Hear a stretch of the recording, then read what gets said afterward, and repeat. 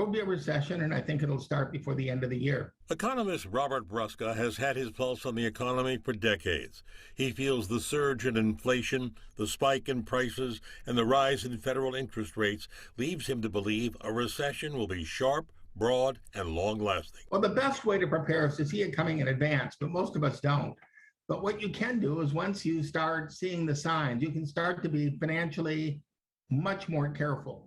Review your budget, be careful with your spending. The Economist notes that the biggest problem people often face during a recession is the inability to pay bills, particularly those hefty credit card accounts. It's a good idea to work down your debt because interest rates generally rise in a recession, so you'll want to minimize your debt. Unemployment is currently at a low point, but Brusca cautions things could change during a recession, and he feels it's a bad time to think about changing jobs. Unemployment rates go up and you don't want to be the new guy on the block. So I would say avoid changing jobs right now because you don't want to be the new guy on the block on a new job when a firm decides it's time to cut payroll.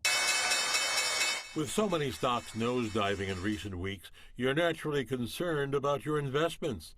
But Brusca cautions, don't panic. It's a recession.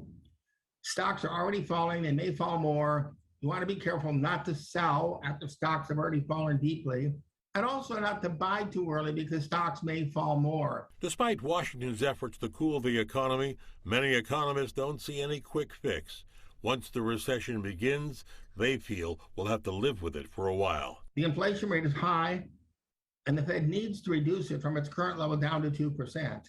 And that's not going to happen quickly. So I would be concerned that this recession is going to last easily over 12 months.